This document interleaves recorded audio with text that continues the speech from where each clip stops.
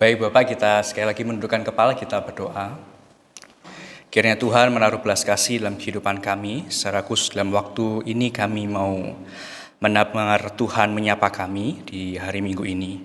Dan terima kasih di dalam perenungan kami dalam bulan doa ini, kami sekali lagi seraya berdoa, memohon campur tangan Tuhan, biarlah melalui pemberitaan firman Tuhan yang dia akan disampaikan oleh hamba-Mu, yang hina, yang dapat menyampaikan dengan baik, biarlah Tuhan ini juga akan berkati tutur kata supaya dapat menyampaikan bertanggung jawab di hadapan Tuhan. Dan kami juga berdoa untuk setiap jemaat yang juga akan menerima sapaan Tuhan. Biarlah kami kembali dikuatkan Tuhan, biarlah kami kembali disegarkan oleh karena firman Tuhan yang sekali lagi merubah kehidupan kami.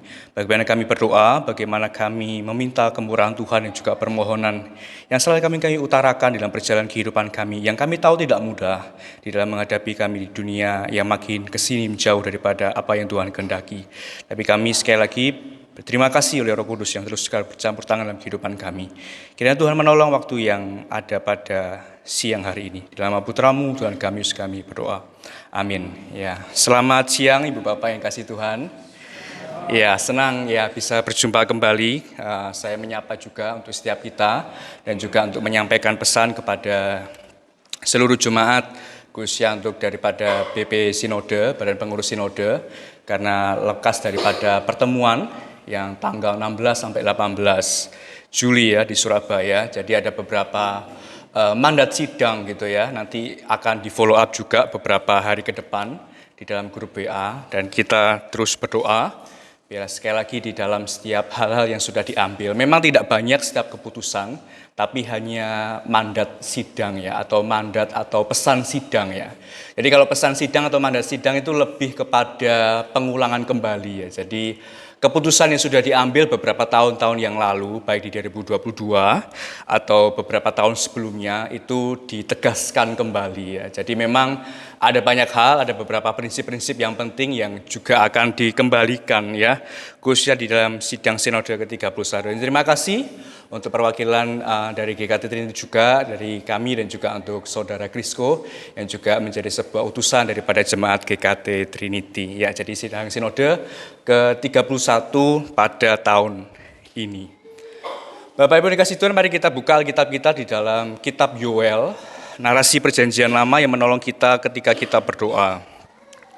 Yoel pasal yang pertama ayat 1 hingga ayat yang ketiga, dan Yoel pasal yang kedua ayat 26-27. Ya, saya menuntun setiap kita untuk dapat membuka bersama-sama di dalam Yoel pasal yang pertama ayat 1 hingga ayat yang ketiga. Lalu kita lanjutkan di Yoel 2, 26-27, juga saya sudah tampilkan juga di layar slide kita di depan. Nanti dibantu oleh operator LCD ya untuk langsung next kan teks daripada Yoel. Yoel pasal yang pertama ayat 1 hingga ayat ketiga, lalu kita lanjutkan di dalam Yoel pasal yang kedua 26 hingga 27. Ya, mari saya mengajak untuk dapat menyimak bersama-sama dan izinkan saya membacakan buat setiap kita Ibu Bapak. Yoel pasal pertama ayat 1 sampai 3, demikianlah firman Tuhan yang datang kepada Yoel bin Petuel.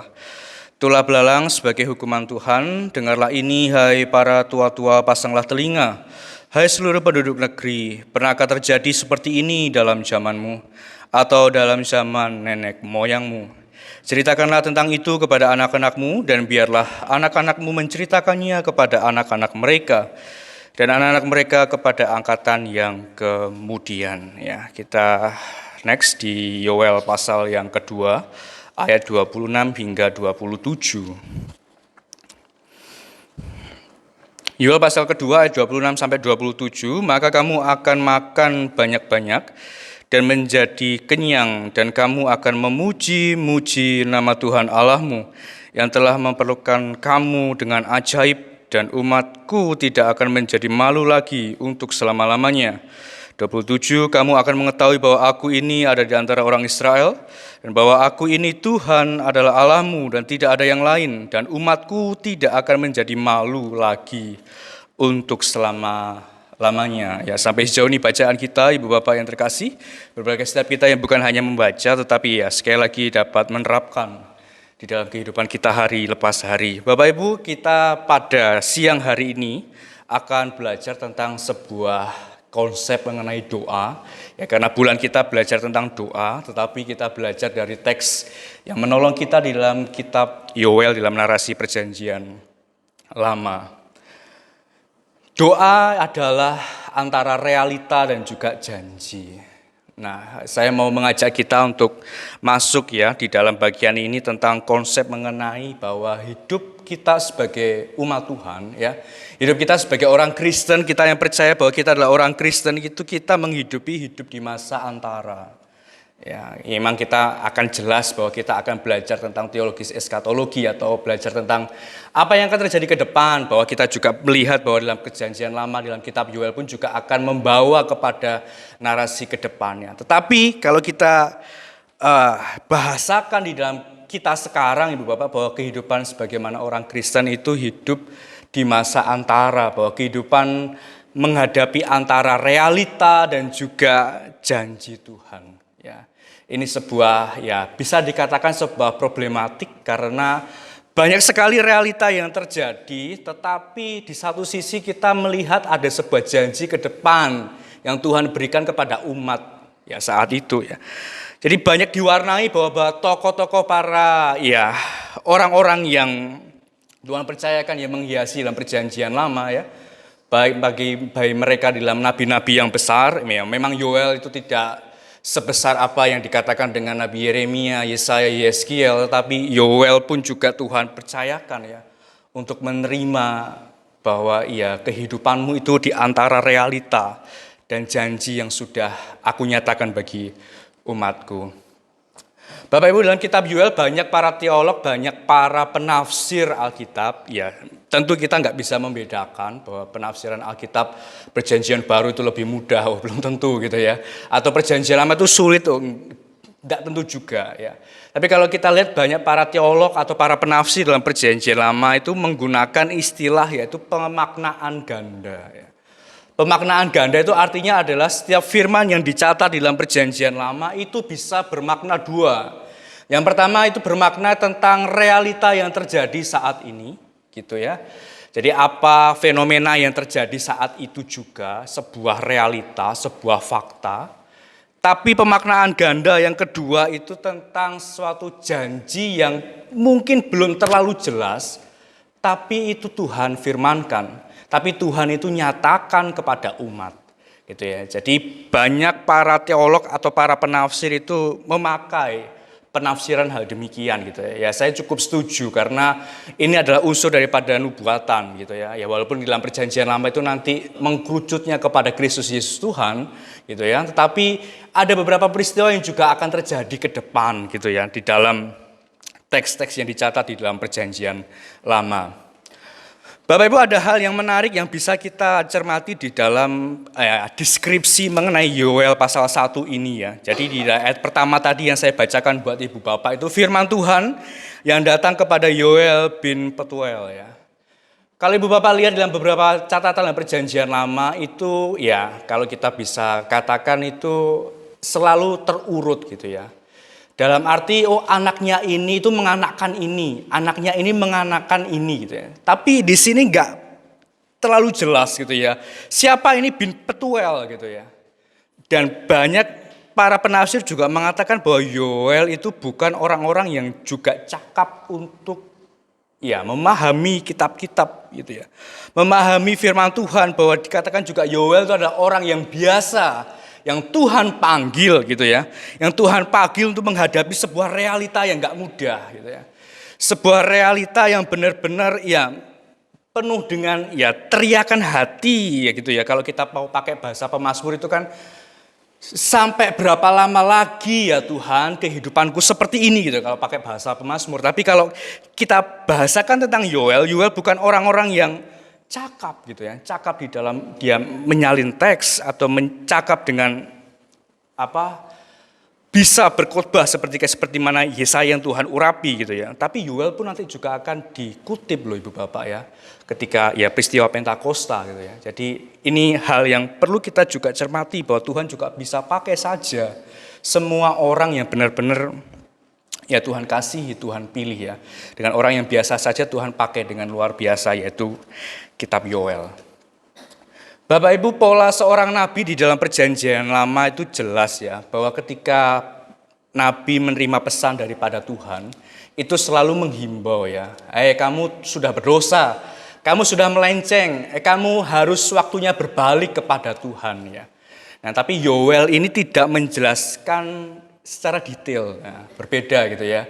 Kalau kita lihat di dalam Yeremia gitu ya, atau di dalam Yeskiel, mereka harus mendramatisir ya, kehidupan benar-benar kamu harus berbaring ke kiri berapa lama, kamu harus berbaring ke kanan berapa lama gitu ya. Kamu harus makan gulungan kitab ini dan itu untuk membuktikan gitu ya, sebuah realita, tapi Yoel tidak. Yoel tidak mendeskripsikan tentang hal yang detail, apa sebab umat Tuhan itu benar-benar menderita akan realita yang dialami. Tapi Yoel jelas bahwa ia menghimbau untuk bukan hanya bertobat kembali, tetapi kehidupan secara spiritual, yaitu tentang berdoa. Ya. Menghidupi doa antara realita dan juga janji yang daripada Tuhan. Bapak Ibu, kitab Yoel itu ingin mengajak pembaca mengenai hari Tuhan yang tidak hanya terkurung pada peristiwa nanti gitu ya. Memang nggak mudah Ibu Bapak membaca kitab Yoel itu tahu-tahu awal itu ngomong tentang belalang gitu ya. Iya, kita kalau lihat tentang nubuatan tuh lebih keren ekstrim ketika ya ngomong tentang ya seperti kayak Daniel gitu ya, atau tentang Yesaya gitu ya. Catatan tentang eskatologi gitu ya. Tapi kalau kita lihat di dalam Yoel tuh langsung awal-awal itu tentang yang serangan belalang yang begitu besar ya, dikatakan sebagai wabah gitu ya. Yoel mau mengajak pembaca kitabnya itu bukan hanya berkaca untuk kehidupan yang nanti, tetapi tentang realita yang terjadi gitu ya. Ya ini menjadi juga salah satu alasan saya mengapa saya memakai istilah teks ini gitu ya. Mengenai tentang antara realita dan juga janji ya. Jadi menghidupi sebuah penderitaan realita, tapi tentang janji Tuhan yang Tuhan nyatakan ya. Jadi ini sangat relevan buat kita bisa juga pelajari tentang konsep doa antara realita dan juga janji Tuhan bagi umat. Bapak Ibu, apa yang menjadi ngomong-ngomong tentang realita di dalam kitab Yoel ya? Yoel bukan hanya tentang ngomong tentang apa yang akan terjadi nanti, tapi ia menghadapi beberapa yang satu sudah saya sebutkan tadi. Ada wabah belalang, ada juga invasi dari kerajaan utara gitu ya. Ada juga penghakiman kepada seluruh bangsa ya. Jadi ini ada beberapa peristiwa yang cukup digambarkan oleh Yoel pada saat itu yang dengan hanya tiga pasal gitu ya, hampir gak sampai 100 ayat. Tapi menjelaskan bahwa realita itu terjadi di dalam kehidupan umat gitu ya. Ya jadi ini menjelaskan bahwa ya perjalanan mengikut dan juga mengiring Tuhan ya itu tentu ada beberapa hal yang mungkin ya mengajak kita gitu ya untuk tetap memegang janji Tuhan gitu ya. Sekalipun realita itu yang terjadi. Ini kan tiga ini bukan hanya tentang simbolik, tiga ini suatu hal yang benar-benar Tuhan itu intervensi, enggak juga ya. Tapi ada beberapa bagian ini yang kita dibukakan gitu Ibu Bapak ya, tentang sebuah realita bahwa Yoel itu juga mengalami sebuah penderitaan. Bapak Ibu, di dalam dunia saat ini gitu ya, banyak orang yang juga ngomong bahwa aku itu orangnya ya realisism ya. Aku itu orangnya nggak bisa kalau ngomong tentang suatu hal yang abstrak. Aku itu orangnya gitu ya. Aku itu orangnya itu adalah orang yang selalu mengagungkan akan realita, selalu mengagungkan akan fakta gitu ya. Bahkan juga saya kutip di sini ya ngomong berdoa gitu ya. Apa yang bisa diharapkan gitu ya. Wong kehidupan saya juga seperti ini gitu ya. Kalau kita sudah di titik jenuh ya, di titik suatu hal yang membuat kita apa Tuhan yang bisa aku harapkan dengan doa bercakap dengan Engkau gitu ya. Mungkin kadang ada beberapa fase yang kita alami sehingga kita membuat statement yang demikian gitu Ibu Bapak ya. Apa yang kita bisa harapkan? Toh realita kita terjadi ya. ada lagu juga hidup begitu-begitu saja gitu ya. Apa yang bisa diharapkan ya? Realitanya seperti ini kok gitu ya. Tapi mari kita belajar tentang kitab Yoel ya. Dia nggak pernah berhenti akan janji yang Tuhan beri, yang Tuhan beri kepada umat bahkan melalui hidupnya. Bapak Ibu, ada salah satu bacaan yang baik ya, ini yang menolong kita untuk memahami tentang isu-isu saat ini ya, yaitu tentang hyper reality ya. Selain kita ngomong tentang realisme tadi, tentang mengagungkan sebuah realita atau fakta, tapi ada seorang filsuf itu ya, filsuf Posmo, itu menjelaskan bahwa ia menawarkan sebuah realitas yang bukan lagi bersifat virtual ya.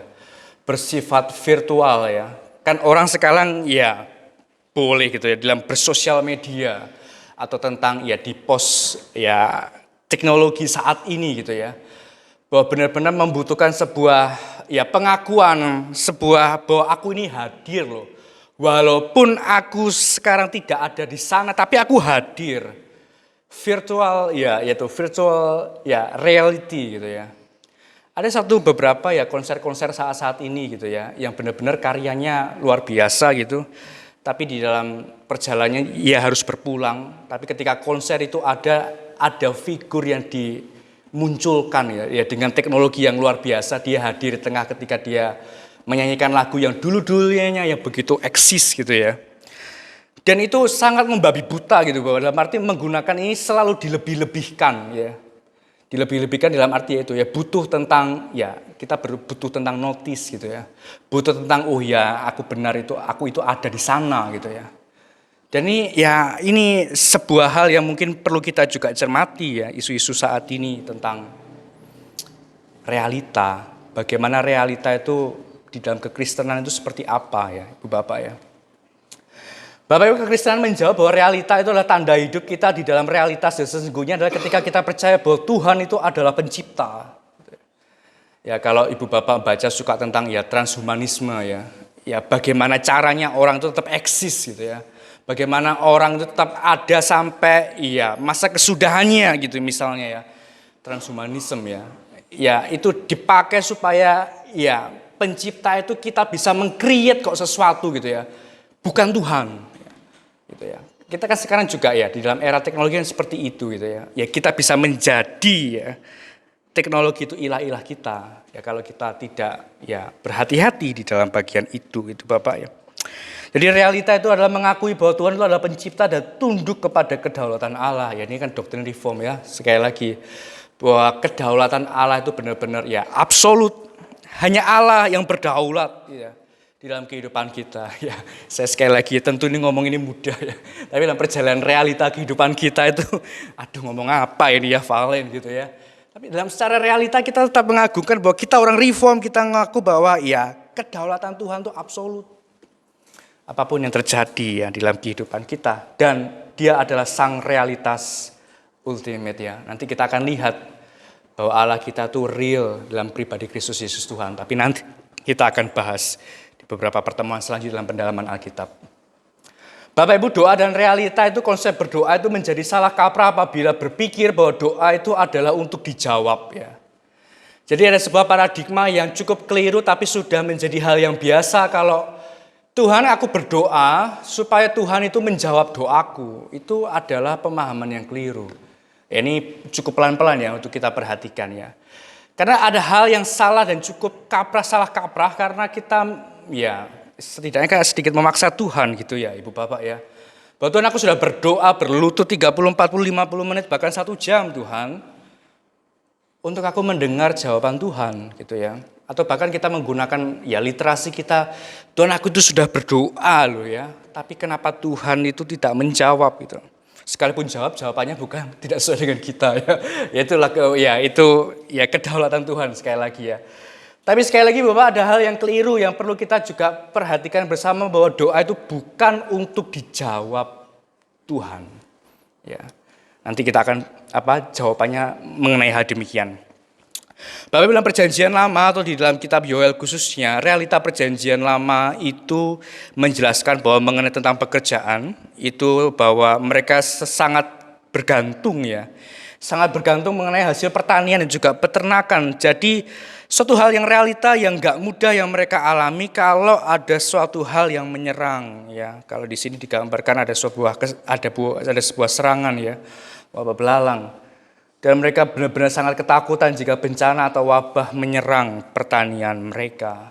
Ya, saat ini ya mungkin kita bisa bahasakan kita dalam pekerjaan usaha kita yang tentu ya mengikuti berita-berita saat ini enggak mudah ya.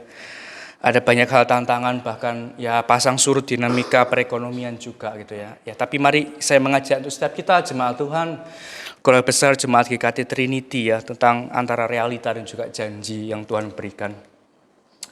Yoel 1 itu Yoel melihat realita akan kesengsaraan hidup umat Allah, akan dosa yang dibuat sejak turun temurun ya. Jadi benar-benar dosa itu mengikat turun temurun gitu ya. Dosa itu mengakibatkan sebuah kesengsaraan. Dosa itu mengakibatkan bahwa konsep tentang pekerjaan, konsep tentang berkat Tuhan itu kacau gitu ya. Ya karena memang sejak ketika ya manusia pertama ya, kita nggak bisa menyalahkan, tapi ya memang secara ya realitanya begitu gitu ya. Tapi kita ditolong ya melalui kitab bagian 6 Yoel bahwa keseriusan dosa itu benar-benar merusak. Sangat amat merusak gitu ya Ibu Bapak ya. Bukan hanya tentang konsep kita, tapi relasi kita dengan Tuhan. Lantas apa yang dapat kita pelajari Ibu Bapak dari kitab Yoel ini terkait doa antara realita dan janji Tuhan. Dan juga untuk konsep yang salah kaprah tadi tentang keliru. Bahwa sebenarnya Tuhan itu tidak menjawab doa kita. Tuhan itu sekali lagi bukan membuat kita, Tuhan aku sudah berdoa tapi Tuhan tidak menjawab. Itu apa sebenarnya yang menjadi bagian yang bisa kita pelajari? Yang pertama Ibu Bapak, kita akan melihat bahwa doa sesungguhnya itu menjawab Tuhan, bukan dijawab oleh Tuhan. Ya. Jadi yang menjadi garis besar kita bahwa doa itu sesungguhnya itu menjawab Tuhan. Dengan realita apa yang Tuhan percayakan saat ini gitu ya. Ya tentu kita masing-masing di dalam pergulatan iman kita gitu ya. Saya memakai istilah pergulatan kisah Yakub ya. Tentang pergulatan, tentang pergumulan yang kita alami pribadi lepas pribadi itu sedang menjawab apa yang Tuhan mau dalam kehidupan kita. Bukan kita meminta Tuhan itu menjawab doa kita. Ya seperti ya saya katakan tadi ya, bahwa ketika kita menjawab, Tuhan menjawab doa kita, kalau kita sudah enggak sesuai dengan apa yang kita mau, ya kita pasti kecewa gitu ya. Kita ujung-ujungnya menyalahkan Tuhan, kita ujung-ujungnya sudah enggak usah gereja-gereja, enggak usah beribadah gitu ya. Itu ekstrim berbahaya. Mengapa dosa itu sangat ya meracuni tentang pemikiran bagaimana mengenal pemahaman Tuhan yang baik ya. Doa sesungguhnya menjawab Tuhan merespon pembicaraan yang dia sudah mulai terlebih dahulu di dalam firman-Nya ya. Bagaimana kita tahu kita bisa menjawab Tuhan, tapi kalau kita ya nggak tahu firman, nggak tahu janji yang Tuhan beri ya.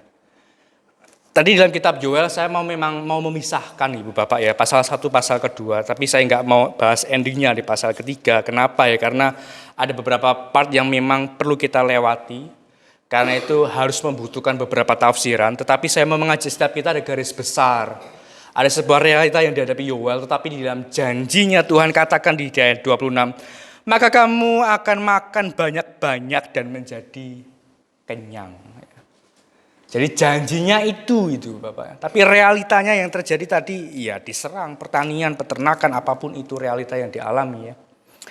Jadi Ibu Bapak, doa sesungguhnya itu menjawab Tuhan merespon pembicaraan yang dia sudah mulai terlebih dahulu melalui firman-Nya. Ya, jadi ini perlu kita bahas tentang Alkitab, tentang pembahasan mengenai pendalaman Alkitab, bagaimana kita mengenal janjinya di dalam kehidupan kita.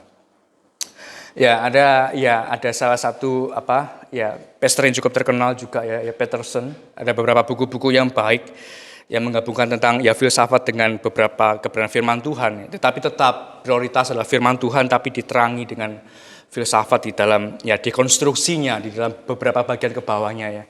Doa seringkali bukanlah dijawab Tuhan, justru doa yang sejati itu malah seringkali sedang menjawab Tuhan. Yang seperti saya katakan tadi tentang realita dan juga janji daripada Tuhan ya. Tuhan Allah telah mengajak bicara kita terlebih dahulu melalui firman-Nya, maka kita bisa menjawab, merespon apa yang Tuhan bicarakan ya. Bagaimana mungkin kalau kita nggak bisa berbicara karena Tuhan itu nggak berbicara kepada kita, atau sebaliknya Ibu Bapak ya. Bagaimana kita bisa mengharapkan Tuhan itu berbicara kepada kita kalau kita nggak merespon pembicaraan Tuhan melalui firman-Nya itu ya. Ya saya cukup teringat juga gitu ya. Di masa kecil saya cukup adalah menjadi anak yang sulit ya untuk bercakap dengan ya bahasa Indonesia yang baik ya. Karena konsep ya Jawa saya cukup kental gitu, jadi saya nggak bisa menggunakan bahasa Indonesia yang cukup baik, literasi bahasa Indonesia saya kurang, ya nggak baik, saya bahkan juga dikatakan bisa telat ngomong bahasa yang baik ya, pembenaran kata saya sangat sedikit ya.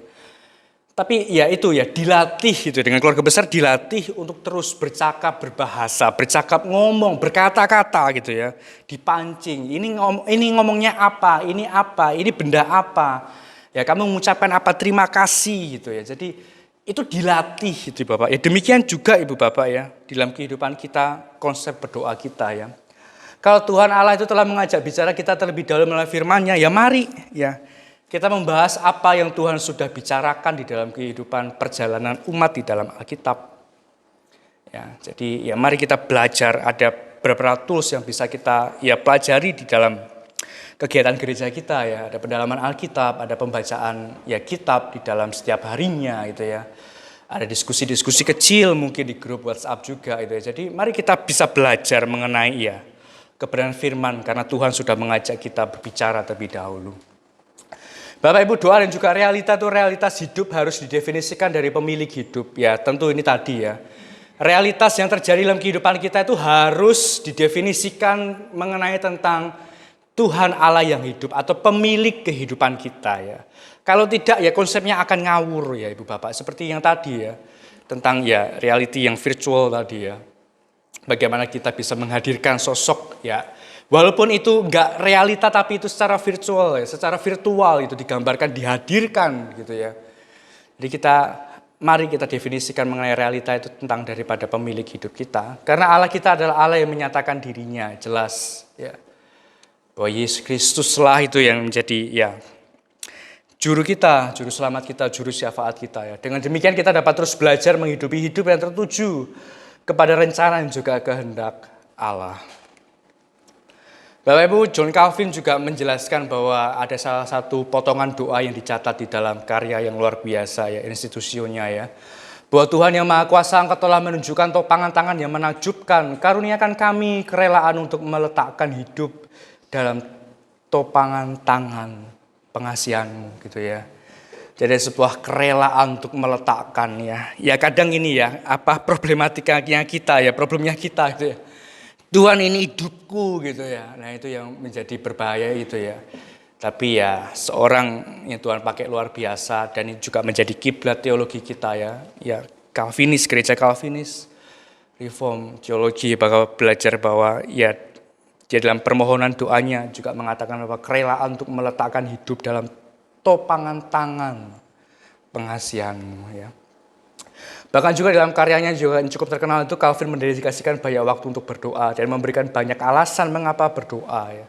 Mengapa harus berdoa gitu ya. Bahkan juga Luther juga selalu mengingatkan bahwa hal yang tersulit itu adalah berdoa. Gitu ya. Hal yang sangat sulit dilakukan gitu ya. Para teolog, orang-orang yang belajar, yang benar-benar mendedikasikan dirinya untuk mempelajari kitab itu adalah berdoa. Ya tentu inilah perjalanan ya spiritual journey kita ya, sebuah perjalanan iman kita, bagaimana doa itu menghadapi atau respon kita antara realita dan juga janji Tuhan. Ada banyak alasan, ada banyak cara, ada banyak ya waktu yang Tuhan berikan sama, tapi mari kita gunakan itu untuk merespon realita dan janji Tuhan. Doa dan realita adalah konkretnya Ibu Bapak, yaitu tinggal di dalam yang benar, mengenal realita Allah dalam pergumulan ya. Jadi konkretnya adalah di dalam realita, di dalam pergumulan kita harus tinggal di dalam yang benar gitu ya. Ya kalau kita mau pakai teksnya tentang Injil, ya Injil Yohanes ya, tentang pokok anggur yang benar. Bahwa ketika engkau itu di luar aku, kamu gak bisa berbuat apa-apa gitu ya. Artinya benar bahwa kita harus ada di dalam ya. Di dalam yang benar, di dalam sebuah lingkup konteks itu banyak kerumitan hidup kita ya, banyak pergumulan yang kita hadapi ya. Tapi ketika kita tinggal di dalam yang benar, ya kita melihat bahwa ada doa, ada realita yang terjadi di sekitar kita, yang kita alami saat ini gitu, yaitu pergumulan gitu ya. Ya bukankah istilah bergumul itu Ibu Bapak mungkin memang nggak asing gitu ya. Saya juga kalau pembicaraan ya dalam perjalanan mungkin ya bercakap-cakap kalau ketemu di bandara atau di terminal gitu ya. Biasanya kalau sudah ada kata ya pergumulan saya di kota ini ya pasti ini orang Kristen gitu ya. Kalau pembicaraan di bandara atau di terminal kalau ngomong-ngomong gitu biasanya iya pergumulan saya di kota ini ya ini karena kata diksi ini tuh selalu ya muncul karena memang ya bahasa tentang dalam lingkup kekristenan gitu ya. Ya ini menolong kita ya Bapak ya bahwa istilah bergumul itu ya kita menghadapkan akan realita yang terjadi dengan ekspresi covenant ya janji. Di tengah kita menghadapi Tuhan juga realita tapi di tengah situasi kita juga harus mengekspresikan ya janji atau covenant yang Tuhan beri bersama dengan Tuhan. Dan selalu ingat Ibu Bapak dalam janji yang Tuhan beri itu sekali lagi kita tidak ada andil bagian apa-apa, Tuhan yang membuat. Dan kita ya ditolong, kita hanya mengekspresikan. Ya, nanti dalam kitab Yoel juga kamu bukan hanya makan kenyang banyak-banyak sampai gitu, bukan hanya itu saja tapi kamu memuji Tuhan ya, kamu ya menyuarakan, meninggikan nama Tuhan gitu ya. Seumur hidup kita gitu ya. Jadi kalau kita bahasakan Nabi Yoel itu bahwa nabi yang bergumul dengan Tuhan. Bergumul itu menuntut fokus total gitu ya. Ya ini ya beberapa siklus yang terjadi gitu ya. Ya bukan saya tetapi kita semua Ibu Bapak. Kalau kita ada dalam sebuah pergumulan atau di dalam fase hidup ya mungkin butuh kita untuk fokus gitu ya. Karena pergumulan itu menolong kita untuk kita juga fokus kepada apa yang kita gumulkan gitu ya. Dan itu membutuhkan suatu hal yang total di situ gitu ya. Dan seringkali Ibu Bapak ya di dalam fokus itu kita menyadari benar-benar kita tuh lemah gitu ya. Kita nggak bisa dengan kekuatan kita. Ya. Makanya kalau meminjam istilahnya Paulus ya. Ketika aku lemah maka aku kuat itu jadi ya itu benar. Ya. Bahwa kita benar-benar ketika ya doanya ya John Calvin tadi ya. Izinkan kami meletakkan hidup kami di dalam topangan tangan pengasihan-Mu ya. Jadi kita benar-benar kerelaan di dalam kita ya fokus untuk perjalanan pergumulan kehidupan kita ya. Jadi nabi yang bergumul dengan Tuhan. Ya mungkin ini bisa kita juga koreksi mungkin kali ya. Enggak hanya Nabi Yoel ya. Semua nabi selalu bergumul dengan Tuhan gitu ya. Sampai suruh mendramatisir gitu. Sampai suruh ya ada nabi-nabi kecil yang cukup mungkin enggak familiar yang sering kita nggak bisa dengar, misal kayak Hosea gitu, kita nggak banyak membicarakan, tapi mereka benar-benar menghadapi realita dan mereka harus bergumul di situ gitu ya. Lantas Ibu Bapak bisa ngomong kepada saya gitu ya, saya itu bukan nabi gitu ya, enggak, tapi dalam perjalanan kehidupan kita ya, kita menghidupi akan ya Tuhan yang hidup dalam kehidupan kita ya. Jadi Bapak doa dan realita itu adalah bergumul akan realita itu justru ya memberikan sebuah ya mengintensifkan ya. Jadi makin kita bergumul itu makin membuat kita itu terus berdoa gitu ya. Terus berdoa itu ya. Bahkan kalau pakai bahasa candaan gitu ya. Orang itu berdoa itu kalau sedang bergumul gitu ya. Itu juga candaan bagi kami gitu ya. Para pembicara di mimbar gitu ya, kadang enak ngomong sejidatnya gitu ya. Tapi di dalam konkretnya itu, ya mari kita berproses bersama. Tapi izinkan saya untuk mengajakkan kita ya bahwa di dalam pergumulan itu malah kita diajar, ditolong oleh Tuhan. Kita makin terus ya intensif untuk berdoa. Karena Kevin juga tadi ngomong bahwa nggak ada alasan lain lagi. Mau ngomong apa kalau kita nggak berdoa di hadapan Tuhan karena realita dan juga janji Tuhan. Yang kedua Ibu Bapak, Yoel itu mengenal janji akan Allah ya. Maka kamu akan makan banyak-banyak dan menjadi kenyang dan kamu akan memuji-muji nama Tuhan Allahmu yang telah memperlakukan kamu dengan ajaib dan umatku tidak akan menjadi malu lagi untuk selama-lamanya ya. Jadi selain doa adalah hidup di antara realita, tapi Yoel juga mengamini ya, janji Tuhan mengenai tentang bahwa kamu akan memegang janji itu. Pada bagian ini Nabi Yoel menerima penglihatan dari Allah tentang janji pemulihan umat yang tetap setia kepadanya. Ya ini menjadi kata kunci ya Ibu Bapak ya. Yang tetap setia kepadanya. Kesetiaan itu akan selalu ya menjadi pergumulan kita juga gitu ya Ibu Bapak ya. Dalam mengikut dan juga mengiring Tuhan. Bahwa Tuhan itu ngomong bahwa ya memang gak mudah mengikut aku. Tetapi barang siapa yang engkau setia sampai pada akhirnya. Ya maka ya ada suatu hal yang Tuhan sediakan. Yang Tuhan beri dalam kehidupan kita. Ada beberapa pengulangan kata yang menolong kita bahwa umatku tidak akan menjadi malu lagi untuk selama-lamanya. Ini menunjukkan bahwa janji Allah kepada umat ya. Janji Tuhan itu begitu banyak ya Ibu Bapak ya. Di dalam narasi perjanjian lama, bahkan dalam kitab-kitab nabi-nabi. Baik nabi kecil, baik nabi besar ya. Tapi dalam konsep Yoel ini menjelaskan bukan hanya tentang janji Allah itu memulihkan secara berkat, tetapi secara ya ini ya, social identity ya. Secara identitas diri itu tidak dijadikan menjadi malu lagi. Jadi yang menjadi kontras bahwa mereka itu pernah malu. Malu ini banyak ya, banyak tafsir gitu ya.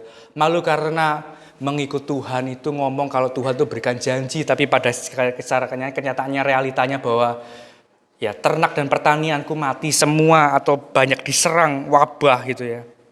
Malu karena benar-benar ya aku percaya kepada Tuhan tapi pada kenyataannya itu seperti Tuhan tuh diam akan pergumulan atau realita hidup umat gitu ya.